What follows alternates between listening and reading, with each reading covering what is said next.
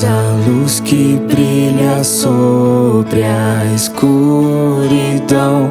Tu és a paz que acalma todo coração.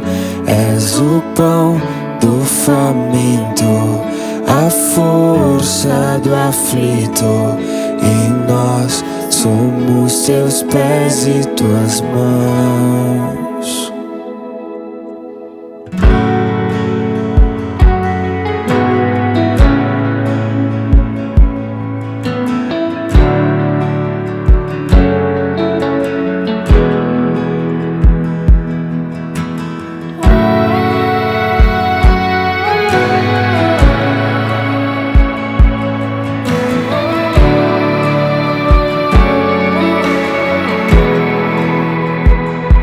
Somos teu povo, a tua igreja. Tua luz brilha sobre nós. O mesmo corpo, um só Espírito, o Senhor e Rei. Faça tua vontade através de nós, que o teu reino venha, que o teu reino venha. Faça tua vontade através de nós, que o teu reino venha, que o teu reino venha. Tu és a luz que brilha sobre a escuridão. Tu és a paz que acalma todo coração.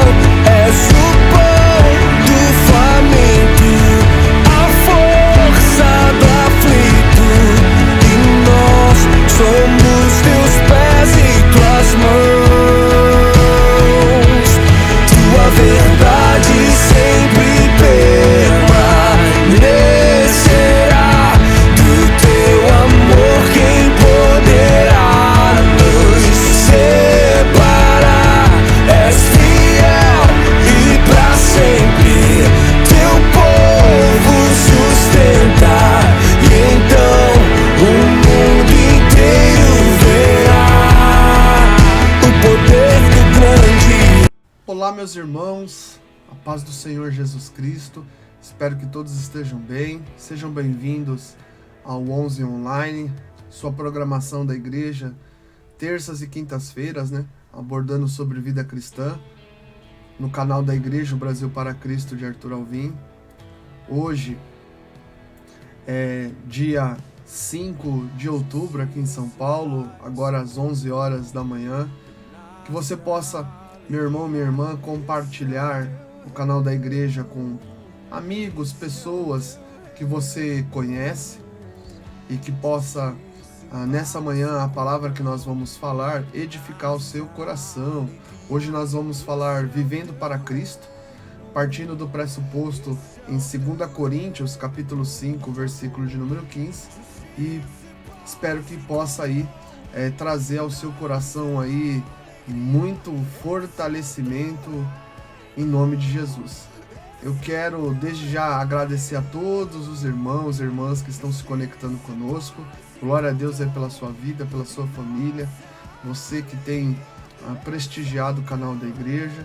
Enfim, louvado seja Deus, porque o canal da igreja tem sido um canal de muita bênção, onde nossos irmãos que estão conduzindo as programações, procurado aí ajudá-los de alguma maneira em evidenciando as escrituras sagradas, compartilhando reflexões, pensamentos, falando sobre a expansão do evangelho, trazendo para você aí assuntos que são pertinentes ao nosso universo, ao universo do povo de Deus, realidades, questões que envolvem a vida social cristã, elementos que trabalham questões da família, da expansão do evangelho, enfim.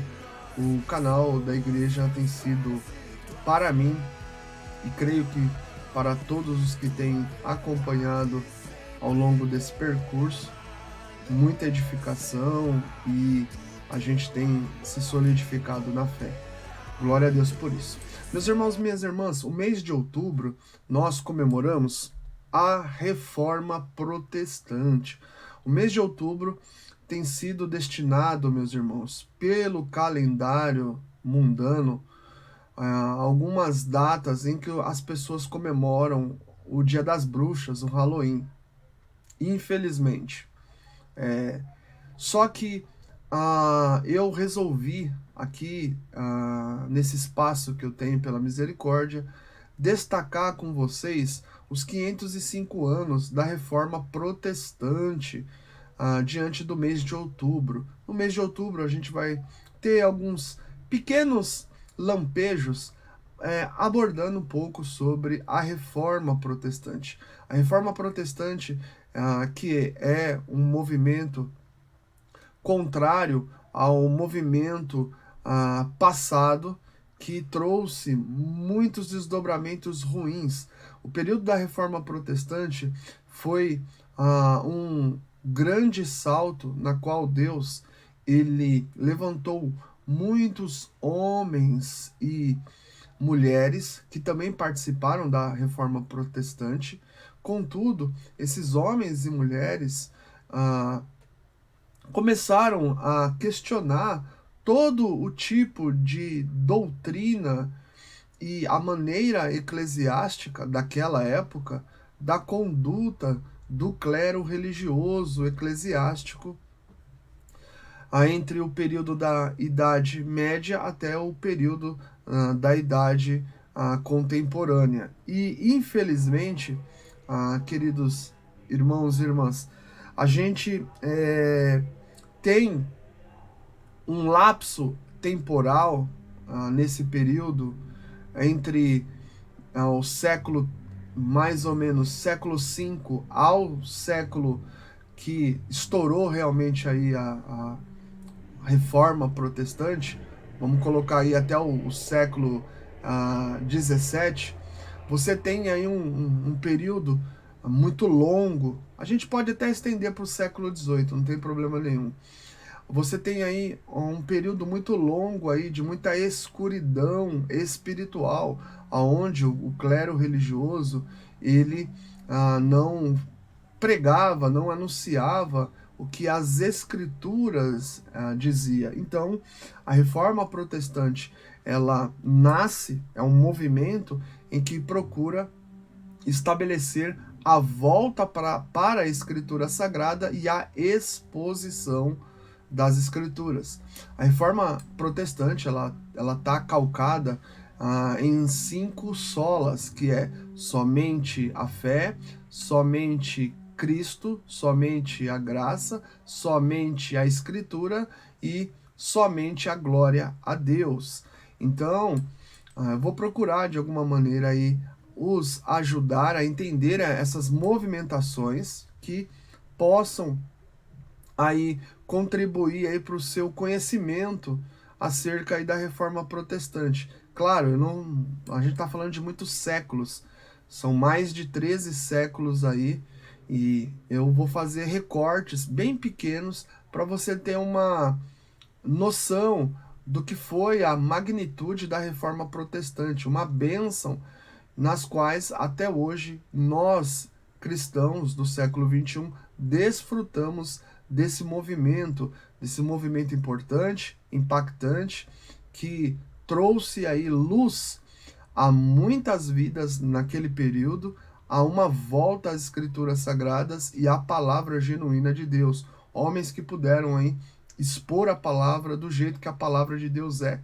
Muitos deles foram mártires, mas hoje certamente estão, ali aguardando a ressurreição em Cristo Jesus, estão, no paraíso, estão aguardando a manifestação de todos os santos, mas com o coração, alegres e felizes porque cumpriram a vontade de Deus. Imagine, meu irmão, minha irmã, o que é um movimento de trevas e de escuridão entre esses séculos, o século V e até o século XVIII. Confrontos terríveis, tão somente porque você tinha aí pessoas que não estavam desejosas de ver pessoas sendo iluminadas pela palavra de Deus, pela palavra de Cristo, aquele fogo do Espírito Santo ardendo nos corações. Foi um período bastante complicado, complexo, tenso, de muitas tristezas, mas Deus, ele é o autor da história humana e ele revelou, né, colocou no coração a palavra de Deus, a chama do fogo do Espírito Santo em diversificados homens que se levantaram em oposição àquele ou àquela prática, aquela maneira daquele clero daquela época viver, e voltaram a fazer a exposição das Escrituras. Muitos lugares ali obtiveram a palavra escrita na língua materna do seu país. Louvado seja Deus, porque Deus levanta ao longo da história da humanidade homens fiéis, mulheres fiéis, piedosos ao Senhor, que procuram estabelecer e ajudar as pessoas a encontrar a razão, né, de viver, que é Cristo. Louvado seja Deus. Então, houve um tempo aí de muita escuridão espiritual e Deus levantou esses homens para ajudar as pessoas naquela época a encontrarem Cristo na palavra, ter comunhão com o Deus da palavra. Glória a Deus. 2 Timóteo, capítulo 3, 16 diz, né? Toda a escritura é inspirada por Deus e útil para o ensino, para a correção, para a admoestação, enfim, toda a escritura foi inspirada por Deus para que o homem pudesse ter contato com ela e vivesse a vontade de Deus revelada pela sua palavra. Glória a Deus por isso. Quero fazer menção de que esses homens e mulheres de Deus levantados nesse período aí não pouparam esforços para propagar a Escritura às pessoas. Querido irmão, querida irmã, eu quero orar agora nesse momento, agradecendo a Deus, porque nós temos a palavra de Deus, a Bíblia Sagrada, escrita em português, para que a gente possa ter acesso e saber mais a vontade de Deus e praticar essa palavra. Amém? Pai, nós queremos agradecer nesse momento pela tua palavra graciosa, escrita, nas quais o povo brasileiro pode desfrutar, ler, meditar, refletir, Senhor amado, e, Senhor, por meio dessa palavra, Pai amado, Senhor, aplicá-la no interior e no exterior e em todas as áreas da vida social. Te agradecemos por esses homens, Pai amado, que deram ao movimento da reforma para falar do teu amor e da tua graça e da tua escritura, Senhor, aos povos daquela época. Que o Senhor também, Pai, possa levantar homens e mulheres nos dias atuais, que possam também fazer exposições da tua palavra, Senhor, para que nações, povos, etnias, pessoas tenham acesso, Pai, ao verdadeiro ensino, à verdadeira revelação, à verdadeira pregação que está contida, Pai amado, nas Escrituras Sagradas. Cada um do teu povo, Pai, hoje, cada pessoa possa ser iluminada pelo Espírito Santo de Deus. Pai amado, e teu fogo do Espírito ardendo em seus corações, desejosos, Pai, de cada dia mais aprender da tua palavra, praticar a tua palavra, Senhor, e por meio da tua palavra, Senhor, ter o entendimento, a vida, Senhor amado, feliz, Pai amado, Senhor, porque encontrou, Senhor, o verdadeiro alimento, que é a tua revelação, a tua palavra escrita. Sê conosco, Pai. Ajuda-nos a entender a mensagem, a palavra de hoje, essa reflexão, em nome de Cristo Jesus. Amém. Meus irmãos, minhas irmãs, vamos falar um pouquinho hoje sobre vivendo para Cristo, a partir da carta de 2 Coríntios, capítulo 5, versículo 15. Deus colocou no meu coração esse tema e esse texto para a gente abordar sobre vida cristã, vivendo para Cristo. Não tem vida cristã, já diz, né? Vida cristã sem que as pessoas que estão em Cristo, unidas com Cristo, ligadas com Cristo, não tem como viver uma vida cristã se não tiverem Cristo. Então, 2 Coríntios, capítulo de número 5, versículo de número 15, diz o seguinte, acompanha comigo, o texto bíblico diz assim, e ele morreu por todos, para que os que vivem não vivam mais para si mesmos, mas para aquele que por eles morreu e ressuscitou. E ele morreu por todos, para que os que vivem não vivam mais para si mesmos, mas para aquele que por eles morreu e ressuscitou.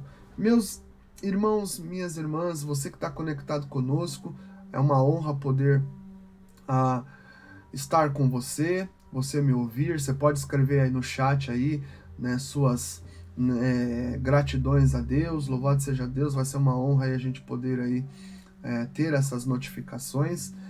O texto que nós estamos meditando, irmãos, não é diferente do que os apóstolos fizeram naquela época, assim como os reformadores faziam exposições das Escrituras, da Bíblia Sagrada. O apóstolo Paulo, ele também faz uma exposição bíblica da palavra de Deus aos coríntios, aos habitantes de Coríntios, aos crentes ali de Coríntios.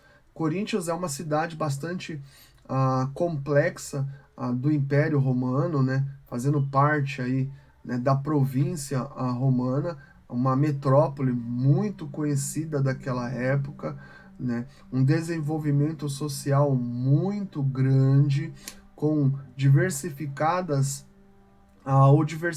entretenimentos, enfim, uma cidade próspera, mas também uma cidade com muitas complicações, né, na vida social, muitos pecados, né, aquela cidade tinha. Enfim, então Paulo ele está falando aos irmãos de Corinto alguns princípios importantes que eu quero refletir com você nessa manhã. Alguns pontos acerca da vida cristã, para a gente lembrar que, primeiro, Cristo, ele morreu por todos. O texto sagrado, ele diz lá no versículo, a parte A, e ele morreu por todos. Olha que interessante, né? Então, são poucos, meus irmãos, que de fato creem que Cristo morreu por todos. São poucas pessoas que creem, mas os poucos que creem, meus irmãos, eles têm vida espiritual. Por que Cristo morreu por todos? A gente precisa entender o versículo 15, a parte A, porque toda a humanidade, então ele fala todos aqui, toda a humanidade, ela está separada de Deus, ela perdeu, infelizmente, a coisa mais vital da vida humana, que é a presença de Deus, que é a glória de Deus. Romanos 3:23 fala isso. E Deus Pai amou o mundo de tal maneira, João 3, versículo 16, que ele envia o seu unigênito, o seu Filho, Cristo, para resolver, né, de uma vez por todas, essa separação entre o homem e Deus. Por isso que Cristo, conforme, né, Paulo fala na carta de Timóteo, que Cristo é o único mediador entre os homens e Deus. Então Cristo morreu por toda a humanidade para quê? O apóstolo João, ele fala na sua primeira carta, 1 João, capítulo 1 e depois capítulo 2, ele usa um termo ali chamado propiciação. O que é propiciação? É alguém que vai remover alguma coisa. Cristo foi a propiciação de Deus. Propiciação significa que Deus, através da pessoa de Jesus Cristo, removeu os pecados de todos aqueles que creem em Cristo. Então, para a pessoa ter, né, os pecados removidos da sua vida, ela tem que crer em Cristo. Então, são poucos que estão crendo em Cristo, mas esses poucos que creem valorizam a obra de Cristo, a sua pessoa. Esses poucos que creem, poucos aqui, meus irmãos, é uma linguagem aqui que eu estou usando figurada, porque é muita gente ao longo da história da humanidade. Não é toda a humanidade que aceita Cristo como o suficiente Senhor e Salvador, você sabe disso. Mas esses poucos que creem, como eu, como você, como sua família, e aqueles que a gente conhece, são grandes, são muitas pessoas, de fato. Mas esses poucos que creem são aqueles que valorizam. E valorizam o que, Marcos? A obra de Cristo por nós, feita ali na cruz do Calvário. Por isso tem a vida cristã diferenciada. Tem uma vida cristã, né, que valoriza o que Cristo fez. Glória a Deus por isso. O segundo ponto para a gente pensar é que o sacrifício de Cristo ele tem uma finalidade. O versículo, eu coloquei 13b aí, perdão, é 15b, meus irmãos. É um erro de digitação. O 15b ele diz assim, ó: para os que vivem, não vivam mais para si mesmos. O versículo 15, a parte B, diz: para os que vivem, não vivam mais para si mesmo. Então, o sacrifício de Cristo ele tem uma finalidade. Nós, meus irmãos, hoje que estamos em Cristo Jesus, Cristo ele aponta um novo caminho para nós, para você, para todos aqueles que estão em Cristo. E esse caminho, o apóstolo Paulo ele fala que é sublime. O que é uma coisa sublime? É uma coisa superior, uma coisa que está além, que é muito ou infinitamente melhor. Então, o sacrifício de Cristo na cruz do Calvário, né, tem uma finalidade muito superior, infinitamente melhor para as nossas vidas. Glória a Deus por isso. Então, hoje, nós não estamos mais mortos espiritualmente, mas vivos espiritualmente. Por causa do sacrifício de nosso Senhor Jesus Cristo, hoje você e eu desfrutamos de vida espiritual.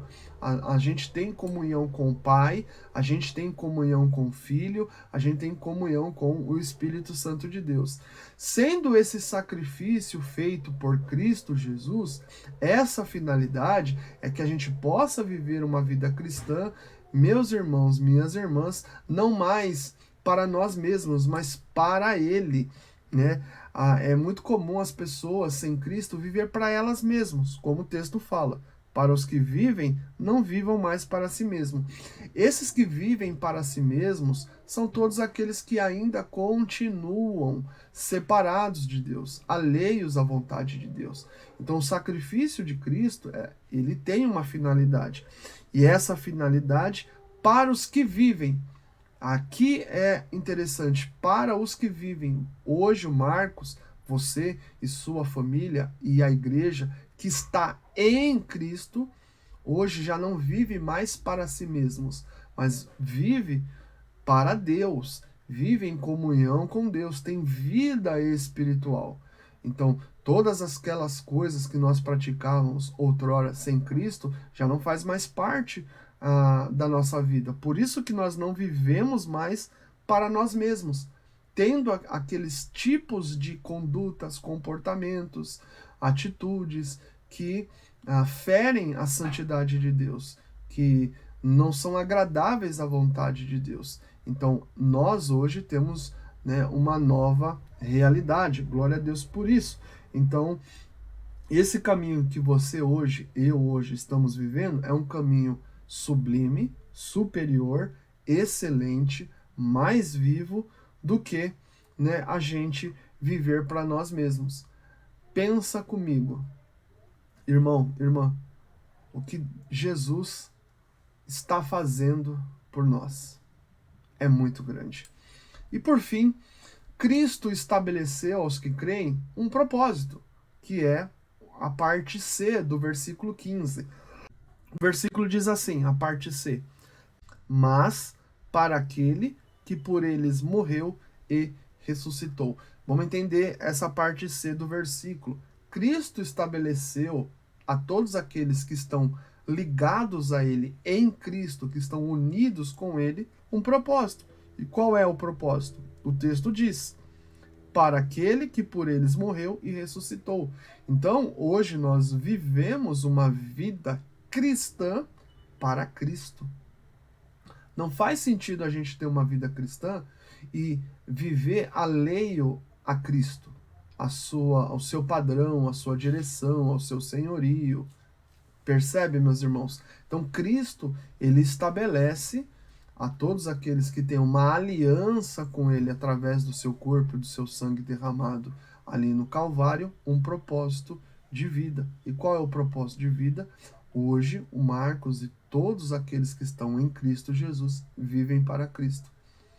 É muito comum as pessoas dizerem assim: Marcos, mas eu já vivo para Cristo. A gente precisa, de fato, refletir. Será que tudo que orbita a minha vida existencial, ela condiz com Cristo? Com o padrão que Cristo estabeleceu?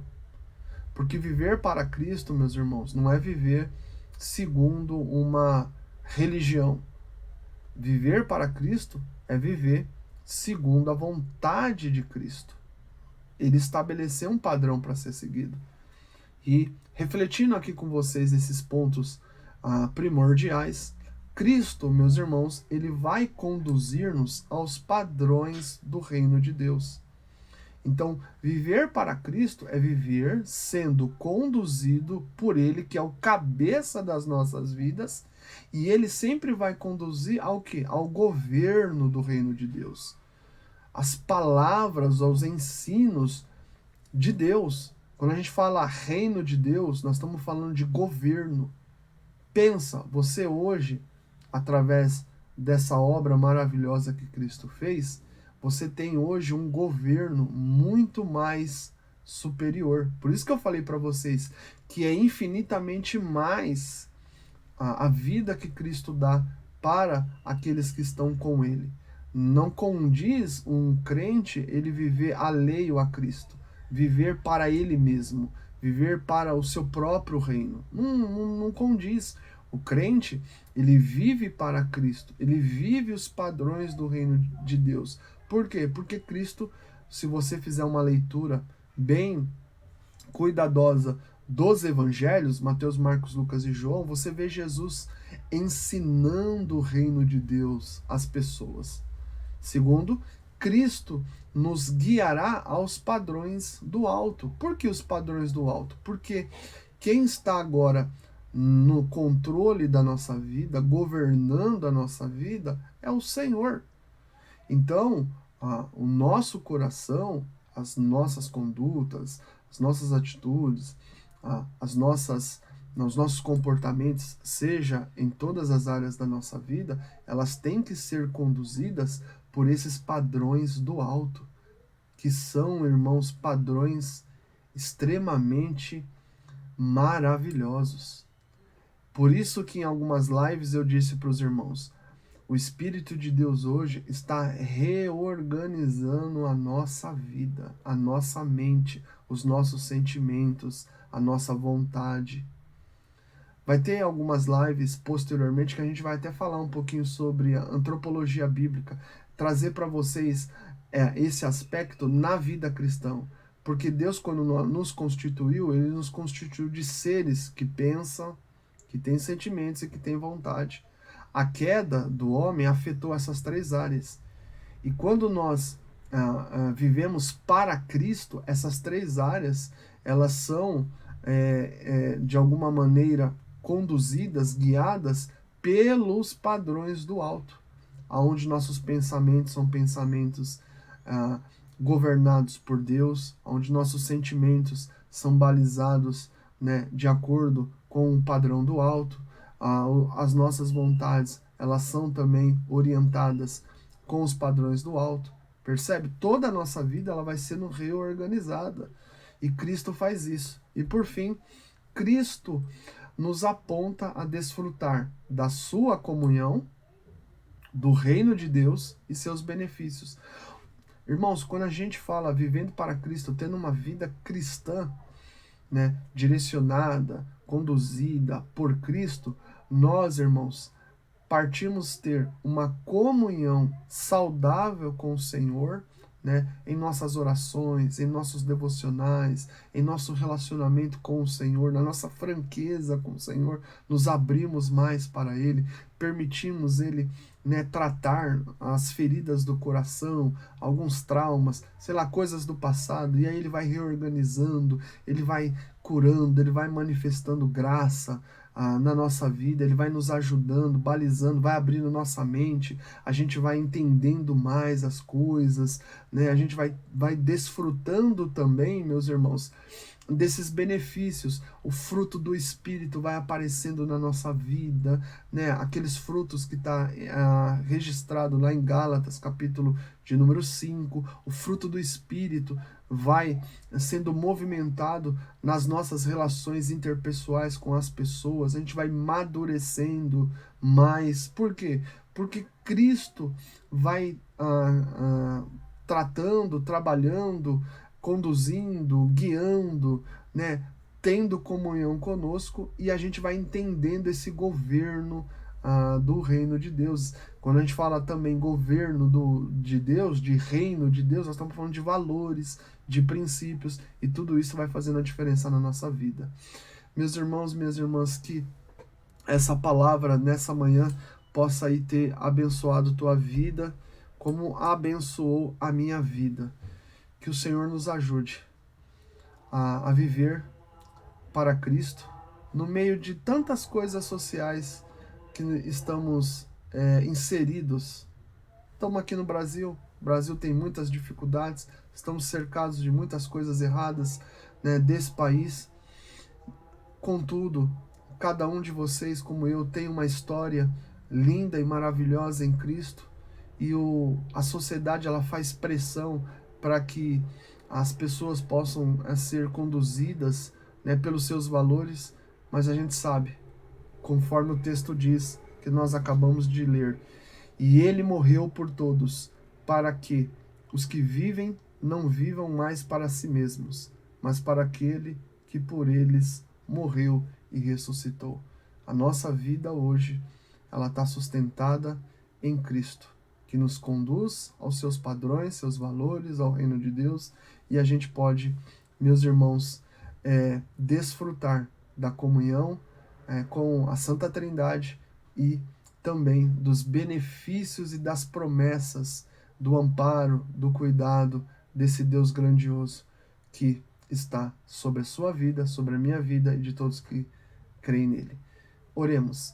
Pai, nós queremos te agradecer por esse momento de reflexão e que essa palavra, Senhor, de alguma maneira possa reverberar, Senhor amado, vida, graça, Senhor, e entendimento aos que estão ouvindo, Senhor.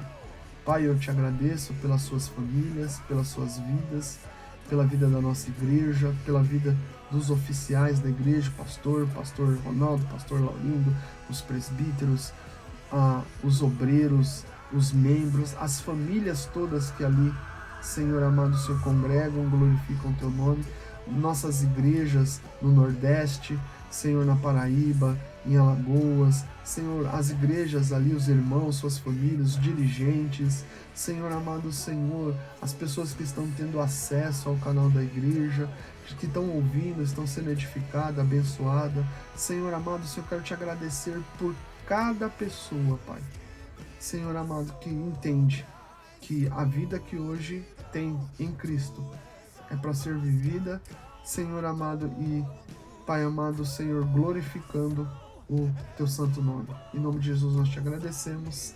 Amém. Meus irmãos, minhas irmãs, ficamos por aqui. Que você tenha aí uma terça-feira abençoada em Cristo Jesus. Permitindo Deus, você podendo estar na igreja, vem congregar. Estaremos celebrando esse Deus vivo mais tarde, junto com toda a Assembleia dos Santos. Vai ser uma bênção poder te receber, ver você e juntos aí glorificarmos a Deus. Paz do Senhor, Deus abençoe